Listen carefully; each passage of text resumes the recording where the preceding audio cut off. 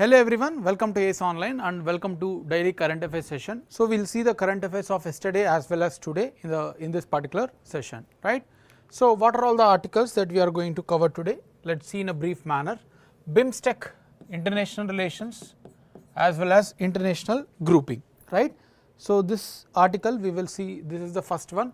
Then rangelands. So, this is part of environment as well as agriculture, right. Rangeland. So, we will see what is that and very important article. Then La Niña, again geography, also it related to the environment as well. Then Chardam Yatra or project, it is part of culture, Indian culture. Then 2024 global rankings for the startup cities. So, this is part of you can say economy, right, startups. Then coastal regulation zone, a very important article as part of environment. Then international solar alliance. So, Spain has become 99th country to be part. So, this is part of you can say energy, right, or economy you can take, right, also international relations. Inverted duty structure, again an article related to the economy. We will see what is this as well. Then Copernicus Emergency Management Services. So, this is part of science and technology. Himalayan Ibex, it is a species, this is part of environment.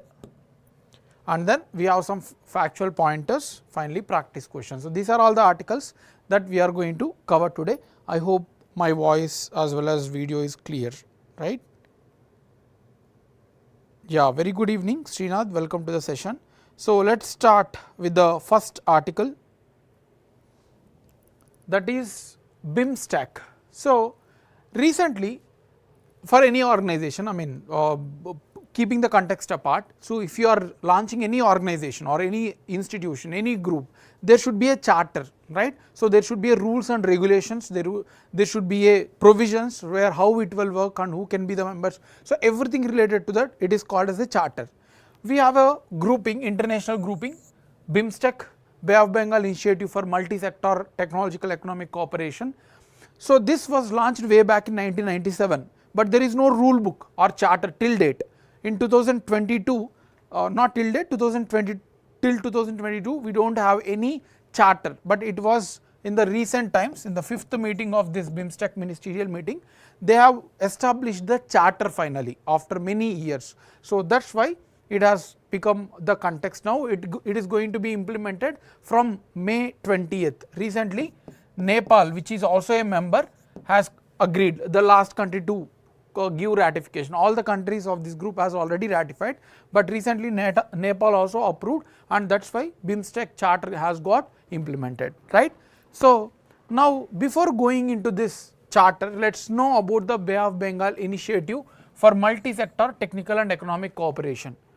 We have lot of globalization across the world, that is interlinking of all the countries. So, there is a lot of trade, lot of cooperation, but because of globalization, not only a positive thing, but there are also certain negative things also, like the goods, that a lot of goods has come into India as well as the developing countries, and our economy got crumbled, right. So, some effects on economy are there. So, that is why certain countries which are developing or underdeveloped countries, they formed their own groupings to promote the trade between them, right. So, this is one such group, BIMSTEC, which was the countries which are related to or having border from the Bay of Bengal, right. So, India have a Bay of Bengal, and whatever the countries that are bordering has came together and they have established the BIMSTEC organization. And what is the objective and all? Before going into the objective, let us know about the importance as well as some details related to the BIMSTEC organization, right.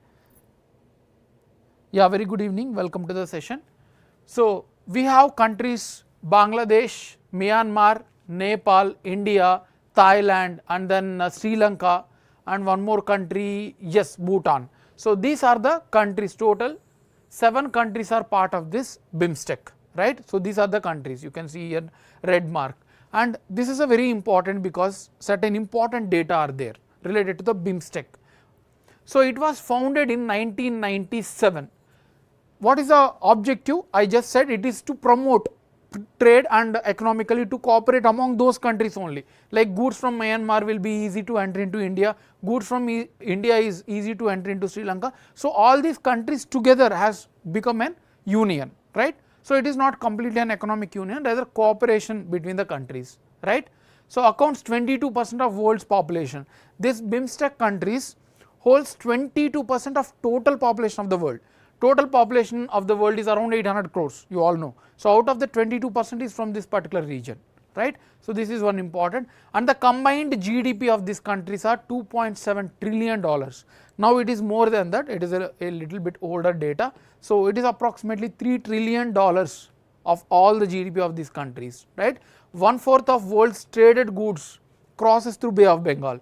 So 1/4 of all the goods in the world trade in exchange passes through this Bay of Bengal, right. So these are all important points. So these are the facts related to the Bay of Bengal initiative. Now let us also know about some more factual pointers. It was formed through Bangkok Declaration. In Thailand, all the countries has met in Bangkok in 1997, and they have established the BIMSTEC through Bangkok Declaration, right. They have signed and approved the implementation of the Bangkok Declaration, but only 4 countries were part of this agreement earlier when they were signed in 1997. Bangladesh, India, Sri Lanka and Thailand were part of it. Later Nepal, Bhutan and other countries has also joined, right. So this is also important point. Initially only 4 countries were there, and the headquarters now is located in Dhaka, Bangladesh, very important. The headquarters of BIMSTEC is located in Dhaka, fine. Now what is the aim of this grouping? We have already discussed, it is a sectoral cooperation. Like now we are having around 14 sector. Earlier it was like focused on trade, technology, energy, transport, tourism and fisheries. See, practically understand it. How can energy be transferred? If there is excess energy in Nepal, they can transfer it to India. Similarly, transport sector can be cooperated to enhance the trade. Tourism also can be encouraged. So economy is also growing if it is a cooperation between the countries. So the economy is also growing. The local tourism sectors are also developing. So that is the objective of this BIMSTEC organization, right. So this is all the facts. Now coming back to the context, what we have discussed in the context, that recently charter was approved, right. Recently charter got approved and it came into the implementation on May 20 with the Nepal giving the final assent. So we have seen this context, right. So now this BIMSTEC has not having any charter till 2022, it got implemented. With the implementation, the BIMSTEC has become a separate legal entity. What is separate legal entity? An individual is a separate legal entity. If any case is filed, you need to attend. Similarly, a company can also be registered as a separate legal entity. So Reliance or Infosys, they are separately legal entity. You cannot directly ask the manager who is working. Rather, the case can be filed against that particular company. Only if there is a legal entity, then only you can question it, right. So now BIMSTEC has become a separate organization. A charter was signed in the 5th summit of BIMSTEC, which was happened in Sri Lanka in 2022, and it came into the implementation from May 20, a few days back itself, right. So now this BIMSTEC can allow other members also to join, because until there is no legal entity, it is not allowed to have a dealing with other countries. The member countries has to deal, but now BIMSTEC as a separate legal entity can deal any of the agreements with other countries, and they can also allow to them to join into this grouping, right. So this is what happened, that is why we have discussed, right. So this is about the charter, yes. So it can allow anyone to join, and proper rules and regulations, it is going to work in a more organized manner, right. So that is about the BIMSTEC. Any doubts in this? Very good evening, Sahana. Any doubts? So we have seen about the BIMSTEC, the context we have seen, it got legal personality, and then we have seen about the facts related to the BIMSTEC, all the member countries, everything related to that we have discussed, and finally we have also seen about the context, what has happened and what was came into the picture, right. I hope this is clear. Next article, a very important article, Rangelands. So if this term is asked in the exam, you may be confused. If you do not know, it is very difficult to answer this question, right. So you need to know about the definition, what is this and all. So this is a rangelands, and what is the context? half of the world's, recently a report was released by UNCCD, United Nations Convention to combat desertification. So what is desertification? It means degradation of land, right? So recently the report was released and it was said that half of world's rangelands are degraded. What are these rangelands? We will discuss, but just understand the context that rangelands got degraded, half of the rangelands. So that is the context. Now what are these rangelands? Very simple, if you have seen the diagram you will understand it, right. So rangelands are those land areas which are enabling for pastoral activities like grazing activities. Any of land which has grass and which can contribute for the grazing purposes, that is called as rangelands, right. Very simple, and rangelands are the most important for promoting the livestock rearing, right. So because grass is the most important food for the livestock, it is a very important land, right. So those are called as the rangelands, whichever are enabling the grazing activities, fine. It can be consist of various vegetation, it is not just specific of grass, it can be shrubs, small plants, it can be bushes, it can be open forest, it can be agroforest systems, wherever the grazing activities are possible, all those comes under the rangelands, right. So the exact nature, because throughout the world rangelands are not uniform, we have separate temperature, we have separate rainfall, so there is a good quality rangelands, there is a lesser quality of rangelands, so it depends on the rainfall temperature across the world, right. So these are the characteristics and the definition of the rangelands are very important to understand, right. Currently there are 80 million square kilometers of Earth's terrestrial surface of rangelands, and this is the largest landscape. We have mangroves, we have corals, we have hilly regions, right. We have different types of land ecosystems. Out of that, rangelands are the having highest distribution, right. So this is also one important fact, and India have 1.21 million square kilometers. Out of this 80 million square kilometers, India is having 1.21 million square kilometers of this rangelands, right. So these are the facts. Now what does the report set? What is that report? That is also important.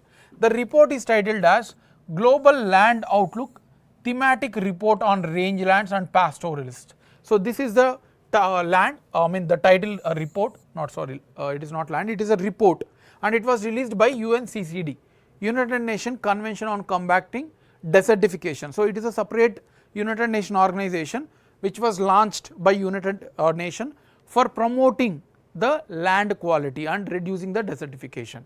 So this report has published, and it said that 50% of rangelands, 50% of the world rangelands has already degraded. That means excess of grazing has happened and the quality has been degraded. 50% of rangelands has degraded, right. And the reasons it has noted was climate change, unsustainable use of agriculture, biodiversity, lack of biodiversity, the absence of biodiversity. So all these reasons has contributed for the degradation of the rangelands. So that is also important, right. And uncertainty over the land rights. See, the land rights in hilly regions and then tribal forest regions were not exactly given to the tribal people. So if those rights were given, they must have been conserved. Naturally they must have been conserved because they consider forest as the gods, right. So that's why, because of lack of land rights and all, still it is degrading, fine. So this is the report said, and it also talked about the pastoralists. Pastoralists are those people who are directly or indirectly dependent on the livestock, right. Their livelihood is dependent on the livestock, those are called as pastoralists, right. So because of their lack of recognition to them, lack of freedom to them, the degradation of land or the rangelands are also happening. So this is what the report has said, fine. So what we have seen from this, we have seen what actually is the context, we have seen what actually are rangelands, and then nature, characteristics, data about the rangelands also we have seen, right, and what report has said also we have discussed. Great. So I hope this is clear, the rangelands. Mostly the definition itself is a confusing. If you don't know the actual thing, you in the exam they will give different options and you will be confused, right. Next article, La Niña. I hope that is clear. Any doubts if you have, please do let me know. Now the La Niña The context is last month Indian Meteorological Department, which is responsible for weather related aspects in India, it has said that in the next coming few months we are going to have more rainfall because there is a La Nina condition in the Indian subcontinent. There is a favorable La Nina condition in the Indian subcontinent, that is why we are going to receive more rainfall. Now we need to know about the La Nina and El Nino. We have discussed this many times, I mean at least 2-3 times in our sessions, but yes, we need to discuss again because it is there in news, right. So let us understand what actually is La Nina and El Nino. Before that, let us consider the normal condition. This is the Pacific Ocean, this is the Pacific Ocean region, okay, and you all know, you must be knowing that there is a low pressure zone and then high pressure zones in the water as well as on the land, and winds always move from high pressure to low pressure. Why? Anyone? Why winds move from high pressure zone to low pressure zone? Anyone?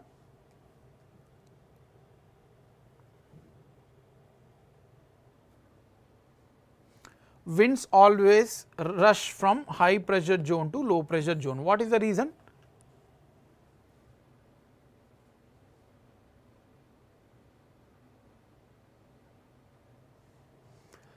This is because in the high pressure area the particles are very close. The particles are very close. There is no space for them to stay in that wind. So they will escape from that high pressure zone and they will try to occupy the low pressure zone. So this is the reason. Yes, correct, difference in density as well as more space. So because of that the winds rushes towards the low pressure zone from high pressure zone, right.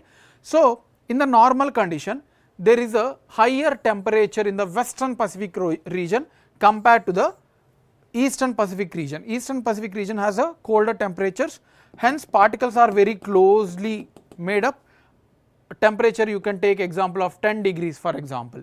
So here there is a 25 degrees approximately and the particles are little bit far. So the winds rushes from here to here and then they rises up. Once they rises up from here, they have become warmer after reaching this region, they become warmer and they rises up and they cools, right. As we increase the altitude, these cools up and they do not have capacity to hold that moisture. So they shun in terms of the rainfall. So this is what usually happens in the normal condition, right. So this is the degrees varying 25 degrees and 10 degrees example for example, right. So this is the normal condition. Now what will happen in the El Nino condition? What will happen in the El Nino condition? In case of El Nino condition, there is a warmer temperatures in the eastern Pacific region. Usually there is a 10 degree and here it is 25 degree. We are just have taken example. Now what will happen in this region? Here the temperatures will rises up 27 degree or 30 degrees they will increase because of climate change and all. Now what will happen? Usually the winds has to rush towards this region and we need we used to have more rainfall, but as the temperatures has increased in this region, the winds will rush us towards this side and there are more rains in the South American continent, west of South American continent, there are more rainfall, right, and in this all part of other parts of the world there is a lack of rainfall, right. Only this region will have a rainfall, but in other parts of the world we will see drought like condition because there is no rainfall, right, all the winds are rushing towards this region. So this is the condition of El Nino. Now in case of La Nina, the temperatures we have seen 25 degree and 10 degree we have taken example. Now these temperatures will rise up in the western Pacific, they will go to 40 degrees. Now what will happen? Winds will rush more towards this region and there will be flood like condition in the western Pacific Ocean and other regions as well, and this region will see a extreme droughts during the La Nina condition. So this is the El Nino and La Nina condition. Is this clear? Is this clear? Any doubts in this? If you have any doubts, please do let me know. Else we will move to the consequences of impact or consequences of La Nina, right. I hope that is clear from my side. Now, what will happen in case of La Nina? The article has clearly discussed these elements and all. This is also very important. You will see the practice question also. It is not just about learning El Nino and La Nina. You need to know region specific impact as well. So, this is what the article has covered. Right. So, this is what the article has covered. Now, let us see about the impact of La Nina, what the article says. Except in East and Northeast India. We have India, right? I am just briefly drawing the region, right? So, this is India, let us say example, okay, which you imagine. So, this eastern as well as northeastern region, even during the La Nina, usually La Nina means it has more rainfall in Indian subcontinent, but eastern as well as northeast region during the La Nina, we do not, I mean, in other regions we see excess rainfall. In all these regions we see excess rainfall except east and northeast region. This is a very important observation. So, during La Nina condition, this region will not receive rainfall, but other parts of India will receive the rainfall, right. This is one important observation. Heavy rains could be seen in this other regions with the landslides, mudslides, cloud bursts. So, you may think that La Nina is good, but La Nina is also bad because it will cause the disaster, flood like situation. So, it is always good if it is normal rather than the extreme condition, fine. Now, east and northeast region, as I said, east and northeast region will see below average seasonal rainfall during the La Nina. This is one important regional specific observation, fine. Also, during the La Nina, there is a increased thunderstorm. So, in the exams they may ask you, during La Nina which of the following are possible. So, you have seen that there is a decreased rainfall in the eastern region and increased rainfall in the other parts. Also, you will see lot of thunderstorms you will see in this region. And India, Indonesia, Philippines, Malaysia, Southeast, all the Bay of Bengal region, mostly they will see the excess rainfall. This is also one more impact to be observed. And in the south side of North America, like as we have seen, South America as well as south side of North America, we will see like southern Mexico and all, they see drought like condition, but northern part of Northern America like USA, Canada, again they will see the excess rainfall during the La Nina condition. Also, South African receive higher than usual rainfall in the La Nina condition, South Africa, but East Africa again sees the dip in the rainfall, like how eastern part of India does not receive proper rainfall, eastern region of Africa also see the drought like condition. So, this is also one important observation. So, those are all the important observations that you need to keep in mind. Not just knowing about El Nino and La Nina, but also you need to know about the what is the impact of La Nina. This is what the article has covered. So, this may be new for you, like even if it is La Nina, El Nino, most of you might be knowing, but this regional impacts of La Nina is a new thing that you need to keep in mind, fine. So, that is of El Nino and La Nina. Now, let us move ahead with the next article, that is Chardam Yatra, right. So, the context is recently in social media like Instagram, Facebook, even YouTube also, it was shown that this Chardam Yatra region was full of people and it was mismanaged by the local administration. You can see here, this is taken from Instagram itself. The people were not able to have proper accommodation and then it took lot of time for darshan and all. So, the local administration has failed to manage them properly, right. So, that is why we have taken this article. Now, what is this Chardam region or Chardam Yatra? This is a pilgrimage place, religious importance place located in the Uttarakhand state, right, located in the Uttarakhand state, and you can observe these are the 4 regions: Yamunotri, Gangotri, Kedarnath and Badrinath. So, these 4 regions are interconnected with the road. Government recently promoted the Chardam. So, these are the Char and Dam means a pilgrimage place which were connected. So, these 4 regions are very important, they will ask you in the exam. So, it connects these 4 places which are religious important and they are located in the Garhwal Himalayas. So, within Himalayas we have a number of division. We have Shivaliks, right, we have greater Himalayas, we have other ranges and all. So, these 4 are located in the Garhwal Himalayas itself and in the state of Uttarakhand. So, they will ask you in the exam any type like completely located in Uttarakhand, other states, something like that they will ask, right? They are considered as the most sacred place, and people believe that if they visit that places, whatever the sins that they have done will get vanished, right? So you can see the 4 places: Yamunotri, Gangotri, Kedarnath. Yamunotri, there we have a river Yamuna, the goddess is river Yamuna. In that place we worship the Yamuna river, right? Gangotri, we worship the goddess Ganga, so Ganga Devi is worshipped in the Gangotri. And Kedarnath, we worship Lord Shiva, right? And Badrinath, we worship Lord Vishnu. So these gods also may be asked in the exam, right? So these are the Chardam sites. I hope this is clear. So these facts are very, very important to be remembered. What is Chardam? What is Chardam Yatra? Which regions are located? Which gods are located? So all these things are important, right? I hope this is clear. Chardam is very, very important from culture point of view. They will ask you in the exam. Next article, 2024 global rankings for the best startup cities. 2024 global rankings for the best startup cities. The context is 3 Indian cities became part of top 50 cities for the startups, right? So this is the context. Now before knowing which are cities and all, let's know about the startups. What are startups? You might be aware about the word, but definition, there is a specific definition given by India. I mean the DPIIT, the Department for Industrial Promotion under Ministry of Commerce, has given the definition. So startups are those small companies which are scalable in nature. I mean beyond certain thing they won't grow.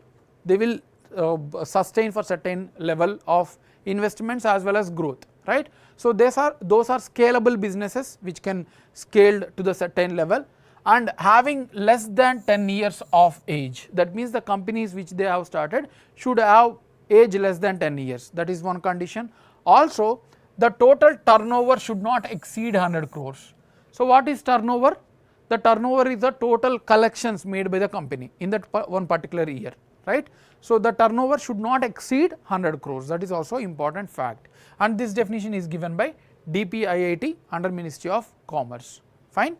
And India is having the 3rd largest ecosystem in the world, startup ecosystem in the world, after USA and China. Fine. And total we have 114 unicorns within startups. Whatever the companies that are having the turnover more than $1 billion is considered as a unicorn. So total 114 unicorns are there in India. Fine. And let's coming to the report now. The report was given by PitchBook. The report was given by a private organization, PitchBook. The report title 2024 global rankings for the best startup cities. And out of top 50, Mumbai has occupied the 32nd, and in India this is top. And in the whole it is 32nd, Bengaluru 34 and Gurgaon 48. So these are the 3 which stayed in the top 50 cities. Fine. So that is our small article about the global rankings of startups. Any doubts in this? Yeah, I hope that is clear, very factual in nature. Next article, coastal regulation zone. Coastal regulation zone, a very, very important article from environment point of view.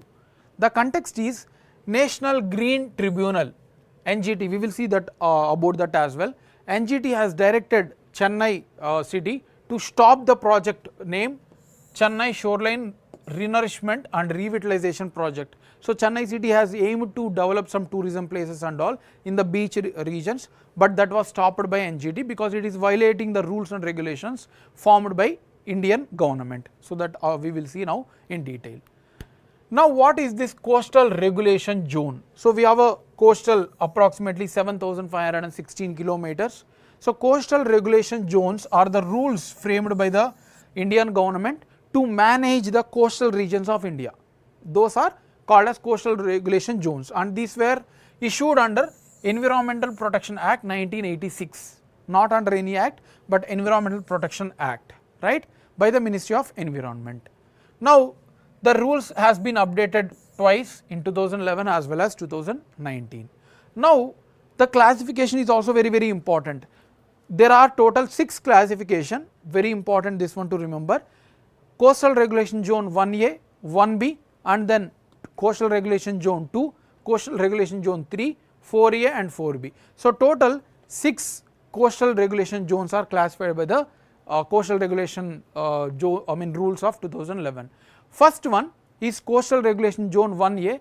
In this zone they are locating, the region is located within the ecologically sensitive areas like mangroves, salt marshes, coral reefs, whatever, they are very sensitive. If something happens in that region, so immediately there will be impact on these ecosystems. So this coastal regulation zone 1A consists of the ecologically sensitive areas. First one, very very important. Second one, coastal regulation zone 1B. These are intertidal zones. That means, let me explain here. This is the beach and we get lot of waves, right?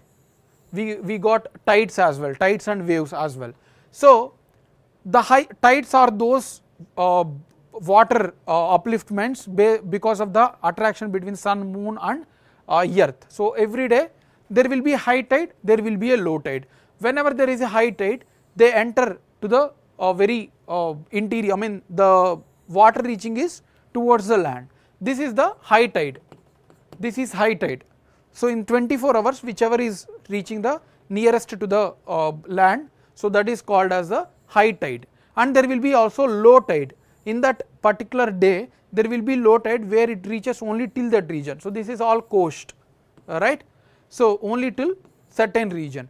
The region between these two, high tide and low tide, all this region is called as intertidal zone, intertidal zone, right? So that is about the intertidal zone. Now this coastal regulation zone 1B consists of the intertidal zone, that is area between low tide and high tide, right? So that is about the 1B, second classification. These are important. This is not, you may think that this will not be asked in the exam. Many times it's been asked in the exam. I'll show you the question also, right? So coastal regulation zone 2. This is the zone where there is a urban areas. These are developed areas, already developed areas. So certain rules are given to them that you should not create infrastructure, you should not create industries and all. So this is a region where the developmental activities are promote them on their activities, right? So these are urban areas. And coastal regulation zone 3, these are the areas which are relatively undeveloped or underdeveloped. These are like rural beaches, rural areas and all, where there is a less amount of development. So these are under the coastal regulation zone 3. Coastal regulation zone 4A, this is area between low tide. So we have seen this is the low tide and this is the high tide, we have just seen that, right? Now coastal regulation zone 4A consists of the low tide region and up to 12 nautical miles. So into the sea, it is into the sea. In this region, this is very strictly considered, right? Only fishing activities are promoted, that too for local people. So coastal regulation zone 4A is from low tide zone towards interior towards the sea, right? So this is intertidal zone, comes under the coastal regulation zone 1B, right? So this is coastal regulation zone 4A, and the 4B is applicable on tidal influenced water body. So the remaining regions whichever are influenced by tidal regions, those are classified under coastal regulation zone 4B, right? So this is the classification. This is a very very important classification. At least if you are writing lower level of exam, you need to remember how many zones are there. Total 6 are there, right? And under which zone they may ask you in the matching also. But if you are writing higher level of exams like civil services, state PSC, group 1 and all, you have to remember this as well, right? So that is about the coastal regulation zone. Any doubt in this? If you have any doubts, please do let me know. And we also need to know about the National Green Tribunals, which has banned these activities in the coastal regulation zone. This is a separate tribunal. Tribunals means it is like a court. So, it is like a minimum mini court which will have exclusively for particular purpose. This National Green Tribunal was a tribunal which was exclusively made for the environmental related disputes, right? And India is the third country after New Zealand and Australia to have, such exclusive tribunal to deal with the environmental activities, right? So this is about the Green Tribunal, and this is having headquartered at New Delhi, and they have seats at Pune, Calcutta and Chennai, Bhopal. So this is also important fact. and it was established under National Green Tribunal Act. So that means it is a statutory body. It is a statutory body. Statutory body, right? So that is also important. Fine. So it is mandated to make disposal of this whatever dispute that has been registered with this tribunal. They have to clear the disputes within 6 months.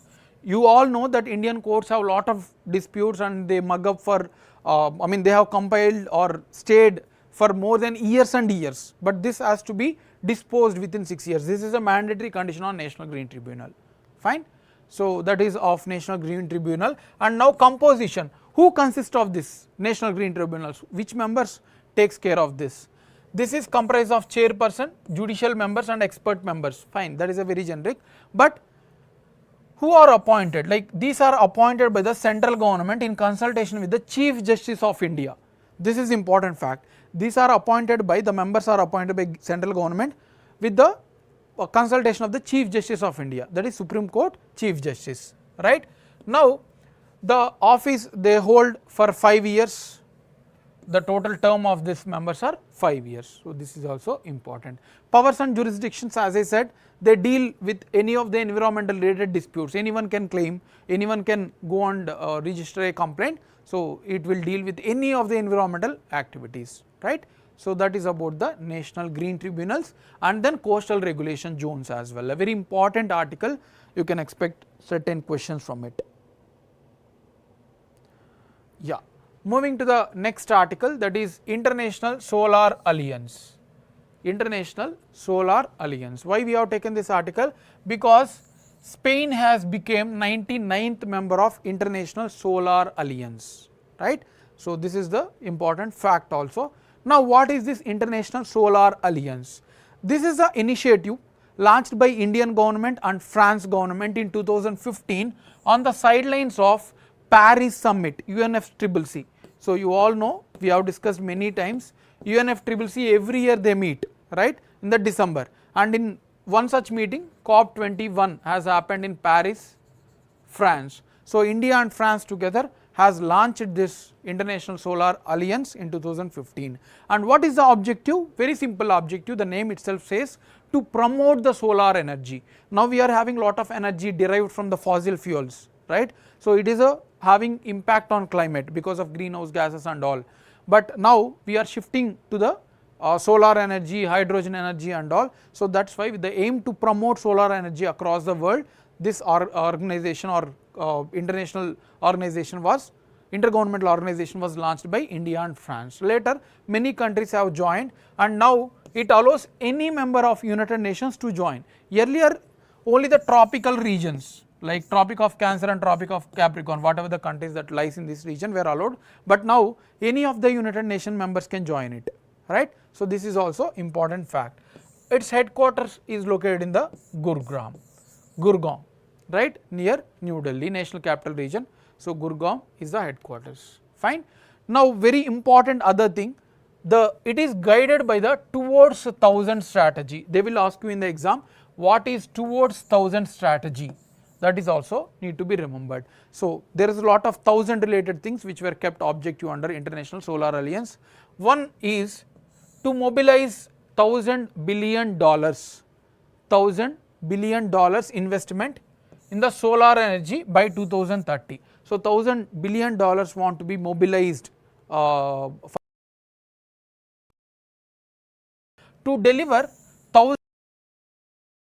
to deliver energy access to 1,000 million people with the clean energy of solar energy. So these are the second objective, and to install 1,000 gigawatts of solar energy capacity in the world.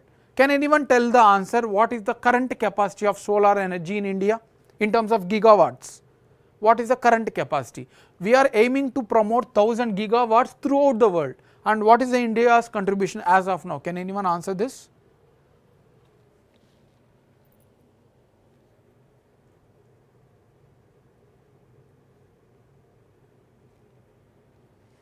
So the capacity is approximately 74 gigawatts. We have discussed this in one of the sessions, right. So this is the third objective, and the fourth objective is to mitigate global solar emissions. tune of 1,000 million tons of CO2. So, we are having lot of CO2 emissions, and this initiative aims to reduce the 1,000 million tons of CO2, right, reduce every year. So, these are the 4 objectives under towards 1000 strategy of International Solar Alliance, right. So, this is a important article again. Any doubts in this? Yes, very good Ranjan, it is approximately 74, 75 something around that, very good that you remembered, fine. So, next article, inverted duty structure, this is a little bit conceptual. Let us understand first what is inverted duty structure, then we will come to the context. This is India. See, I will ask some questions, you need to answer them, very basic like common sense based questions, okay. This is India and this is other countries, all other countries together, right, there are a number of countries. Now tell me, there are 2 things, like we need to produce goods in India, we need raw materials for that, right, we need raw materials of course, because not all the, for example, we want to promote lithium ion batteries. Do you think that India have proper resources of lithium? No, we need to take from other countries. So, raw materials need to be used in the final manufacturing of goods, right. So, in that case we are taking raw material,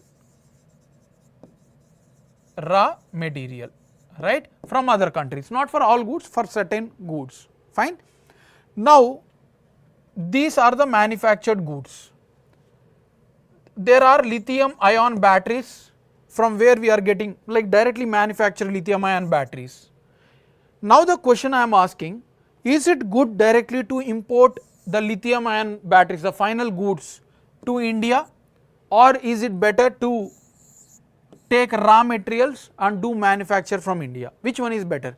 First one, directly importing lithium ion batteries and then selling in the India whatever wherever required, or take raw materials from other countries and produce goods from India. Which one is better, second one or first one?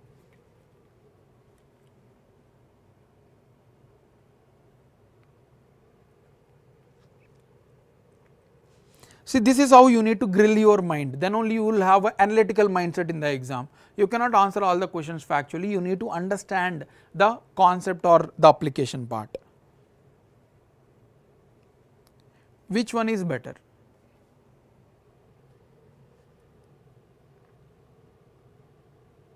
One or two?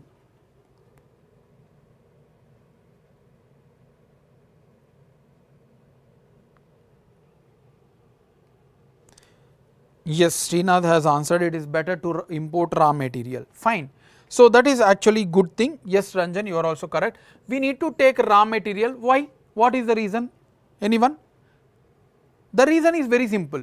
We can generate lot of employment, right? Because if we are having raw material and then we are manufacturing, so we can generate lot of employment. We can also sell our goods and then we will get the foreign exchange, right? If we directly buying the finished goods, we need to pay them more money, our Indian rupees are going on, right, and also it becomes no development in terms of employment and all. Yes, exactly Ranjan, that is correct, that is the reason. So, now answer me, should we impose more duties on raw material or should we impose more duties like taxes only on finished goods? Should we impose more duties on finished goods, one, or should we impose more duties on raw material, two? So, tell me.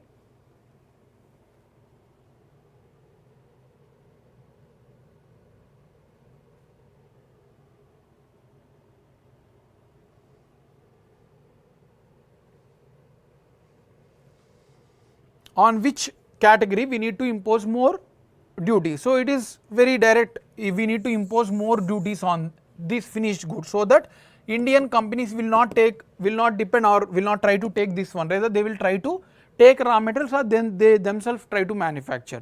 So, the business doing environmental will increase. So, the duties usually should be more in the finished goods, right, more duties should be imposed by Indian government, this should be having less. Yes, on finished goods we need to impose more duties, right. Sahana correct, Oindil also correct, fine. Now, but in the case, this is a general case, but in case of inverted duty structure, there is a more tax on raw material, more duties on raw material than finished goods, right. This is because we do not have these goods, right, it is an urgent, so there is certain reasons for it. So the normal duty structure, there will be more duties on finished goods when we compare to the raw materials, but in case of inverted duty structure, there is a more duties on raw materials than the finished goods. So in this case what will happen, we try to buy more of this finished goods, so our economic resources will drain to go to other countries, right. So that is what this Ministry of Commerce have identified certain items where there is an inverted duty structure. This is a bad thing for Indian economy. So that is why it has identified and forward to the Ministry of Finance, please take care, there are certain inverted duty structure on certain raw materials. So that is why we need to address them, right. Yes, Ranjan, more duties means more tax. So these countries, these companies, whoever are importing these finished goods, they need to pay more taxes to the government. Duties means taxes on imports. So that is why these companies will not take these goods more, because there is no more taxes that need to be paid to the government. That is why they do not buy this one, they rather buy raw materials, right. So this is what inverted duty structure is, and we have explained the concept, right. I have made one question also at the end, let us see who will answer the application part, right. So this is what we want to discuss, fine. So that is about the inverted duty structure. Fine, I hope this is clear. Next article about Copernicus Emergency Management Service, Copernicus Emergency Management Service. Recently, you all know Iranian President Ibrahim Raisi has died in the helicopter crash, right. So aeroplane craft, he has died. So whenever there was a missing of this helicopter, immediately Iran has asked the help of European Union through Copernicus Emergency Program, right. So that is why this becomes important, that is the context. Yeah. Now what is this Copernicus program? This is a Earth observation program by the European Union Space Agency, which was launched in 2012. So there is a group of satellites called Sentinel. So Sentinel 1, Sentinel 2, Sentinel 3, Sentinel 4. So there is a group of satellites which will observe the Earth throughout, like all the part of Earth is observed in terms of weather, in terms of fires, in terms of accidents, anything. It can capture a very micro level and then they can share the data with the ground stations, right. So this is the objective. It aims to provide accurate information related to the Earth, anything, climate, disasters, whatever happens on the Earth, it will immediately collect the data and give the information to the ground stations, right. So this is the objective, and to observe this, European Space Agency has created the set of Sentinel. They may ask you in the exam, what are Sentinel program or Sentinel satellites related to which of the following and all. These are related to the European Union, and they observe this data, anything, very quickly, and then analyze it and also give information to the required people. So this is the objective, fine. So this is what about the Copernicus program, fine. Very small article but very important. Next and the last article is Himalayan Ibex. After this we have factual pointers. Himalayan Ibex. Wildlife authorities from Himachal Pradesh has started estimating Himalayan Ibex, right. So this is what the context is. Now what is this Himalayan Ibex? It is nothing but a goat species, a type of goat species, and these are usually located in the higher altitudes of Himalayas, mostly located in the Trans-Himalayan range. In India, they are found in Ladakh, Jammu Kashmir, Himachal Pradesh and Uttarakhand as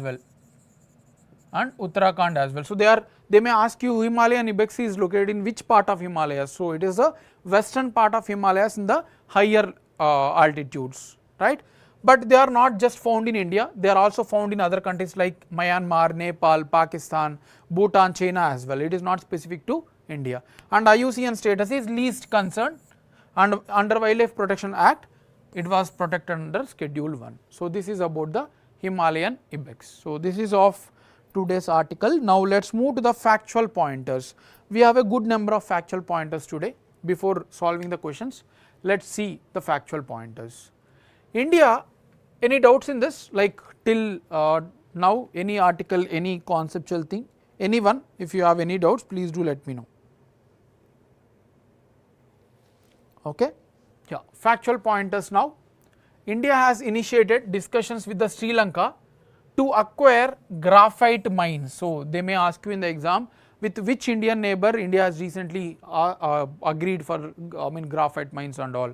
So, graphite is a very important material for EV batteries, electric vehicle batteries, and then lubricants, pencils. So, everywhere we are using the graphite.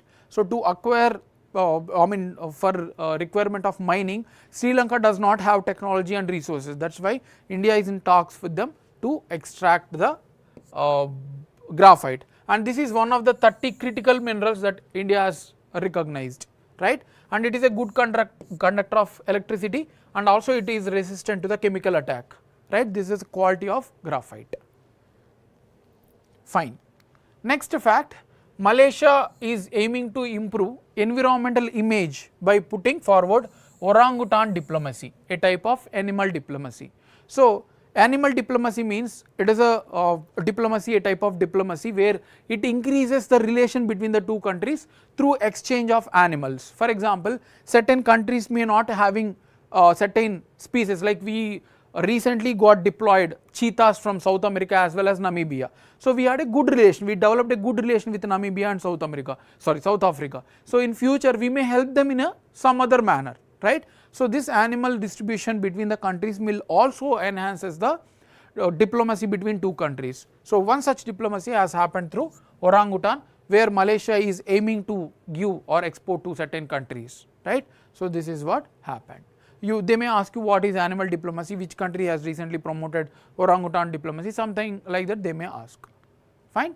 Next one, Kamya Karthikeyan, the 16-year-old girl, has become the India's youngest and world's second youngest to scale Mount Everest from Nepal.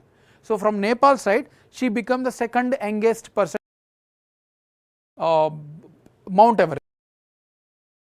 India's first but world's second, right. So, the name is important and what is the achievement. Fine.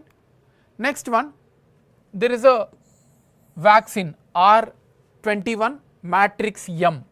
This may be asked in the exam, they will ask you this, and it is a vaccine for which disease they will ask. This is a vaccine for malaria. This is a vaccine for malaria which was recently started exporting by Serum Institute of India. Fine. So, Serum Institute of India, and the vaccine name for which disease, and malaria is a life threatening disease. It is caused by parasite, not virus or bacteria, it is caused by parasite.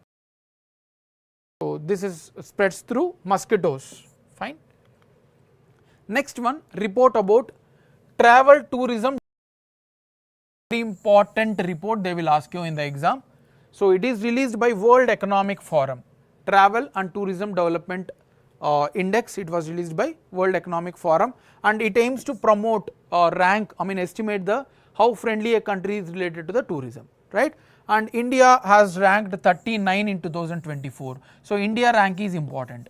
India has ranked at 39, and the top 10 countries, at least top 3 countries you can remember. United States are the top 3 countries. So, 3 countries you need to remember, and then India's rank. Next, project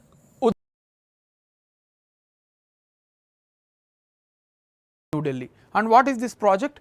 This was launched in 2023 between India and USA. So, they will ask you project Uddhav is between India and which country? So, it is India and USA, right, and it was launched by Indian Army with the United Nations Service, United Service Institution of India, right. And what is the aim? It is the aim to explore the military tactics that has been promoted in ancient and medieval times. So, whatever the military tactics are there, to integrate them into the modern military tactics. So, this is the objective, right. The last fact, financing gap for universal social protection report was recently published by International Labour Organization. Universal social protection. Social protection means protecting the individuals against any effects like health and all, right. This was given by International Labour Organization. these are the today's articles as well as factual pointers. Fine, I hope this is clear. Now let us solve some practice questions. First question with related to the BIMSTEC. Which of the following statements regarding BIMSTEC is are correct? Bay of Bengal Initiative for Multi-Sectoral Technical and Economic Cooperation, full form. It is an international organization involving group of countries in South Asia and Southeast Asia. So, this is the first statement.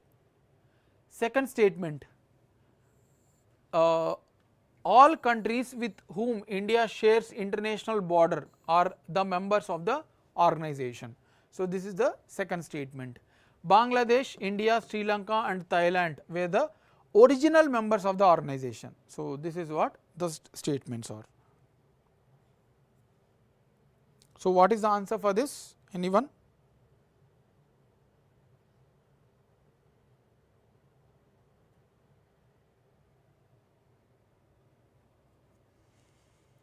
First one, it is an international organization involving South Asia and Southeast Asia like Myanmar, Thailand and also. First statement is correct, you can eliminate B. Second statement, all the countries with India having borders are part of this organization. No, Pakistan we have, Afghanistan also we have, right, China also we have, but they are all not part of it. So, second statement can be eliminated. Third statement, Bangladesh, India, Sri Lanka and Thailand are the original members of the organization. Yes, this is also correct. Hence, answer D is correct. So, Srinath, Oyendila and Ranjan has answered it as correct. Fine. Next question, in which of the following conditions does the eastern part of India receive excess rainfall? In which of the conditions? So, we have seen El Nino, La Nino. So, this is a application based question. Let us see who will answer this. Yes, Malini and Sahana has also answered it as correct, D. So, eastern part when it receive excess rainfall, when El Nino condition is prevalent in the Pacific Ocean. So, they are saying whenever there is a El Nino condition there will be excess rainfall in the eastern part of India. When the La Nina condition is prevalent in the Pacific Ocean. So, it is La Nina they are saying, second one. When normal conditions exist without any presence of El Nino or La Nino. So, this is the third statement, when there is no influence of northeast monsoon in the region. So, in which condition of these four, northeast India as well as eastern part of India receive more rainfall? Think and answer. This is an application based question, it is not direct a fact, right, you need to understand it. Okay. When there is a no influence of northeast monsoon, this can be completely eliminated. So, there is no logic at all. First statement, when there is a El Nino condition prevalent in the Pacific Ocean. No, when the El Nino is there, so there is a drought like condition throughout India. So, there is no proper rainfall, right. Second statement also wrong, because during La Nina condition other part of India receive more rainfall excepting eastern or northeast region. So, second statement is also wrong. Third statement, when normal conditions exist without any presence of El Nino and La Nino. So, this is the situation where eastern part of India receive more rainfall. So, Srinath, Sahana, Oyendila and Malini have answered it as correct, very good.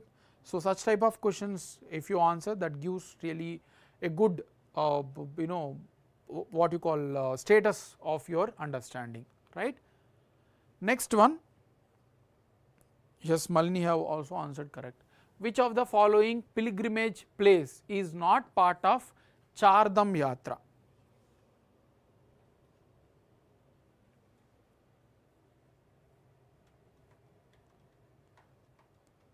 Right, Ramya has also answered it as correct. Now tell me, which of the following is not part of Chardam Yatra project? Rishikesh, Kedarnath, Badrinath, Yamunotri. Good. Yamunotri is part, Badrinath is part, Kedarnath is part, but Rishikesh is not part of the Chardam. Fine.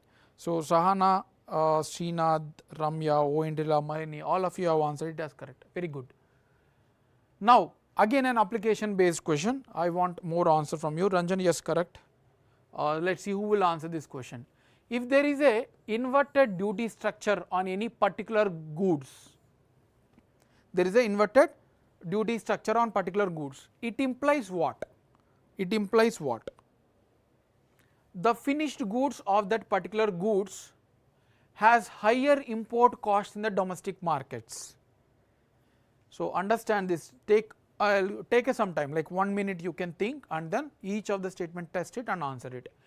So, if there is a inverted duty structure, finished goods of that particular goods has higher import costs in the domestic markets. So, this is the domestic markets, that is India, and this is other countries. So, there is a higher costs of imported goods if there is a inverted duty structure.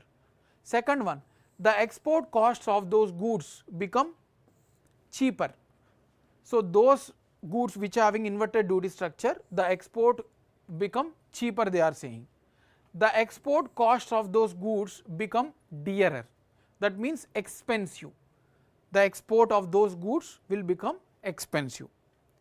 There will be no effect on trade balance of the country. So, which they are saying. Inverted duty structure means raw material duties are more in the domestic markets when we compare to the finished goods. So, if someone is answering this question, I will be really happy, right. Take 1 minute time, think about it and answer it. We have discussed about inverted duty structure, isn't it? Sahana has made one answer, I need more answers. Try to give. Okay, first let us see finished goods of that particular goods. Let us take the lithium ion batteries itself. So, if there is a more duties on the finished the raw materials, so what will happen? Finished goods of that particular markets, no, the finished goods actually having the higher import cost, it has a lesser import cost because raw materials are cheap, more goods are cheap. Wrong. Understand, finished goods of that particular parts have higher import costs. No, they have lesser import costs because whenever there is an inverted duty structure, raw materials are more costlier than the finished goods. So, finished goods actually having the lesser costs compared to the raw material. So, first statement is wrong. The export cost of these goods become cheaper. No, exports will become what you call expensive because they are having more what you call raw material cost. So, whoever are manufacturing, they need to pay more duties to the government because raw materials are being utilized. Rather they are expensive, dearer means expensive. So, hence there is no effect on trade balance, so wrong. So, only Sahana has answered it as correct, right. So, any doubts in this, should I explain again, because many of you have answered it as B and A. So, I mean most of you, right. So, this is of answer C. Next question, coastal regulation zones are declared under wetlands conservation management rules, water prevention and control, water pollution prevention and control act 1974, environmental protection act 1986, Ramsar convention.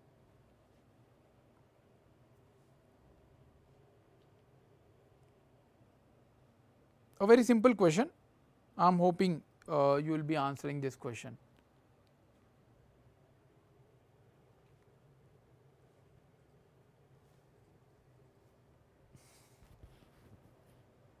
Yes, yes. So, most of you have answered it as correct. So, answer is Environmental Protection Act 1986. Yes, Srinath, Ranjan, Alok, Ranjan Oendila has answered it as correct. Fine. So, this is of today's session. We have again very factual articles that you need to remember. If you have liked the video or session, please do like and share, and have a great evening. Thank you.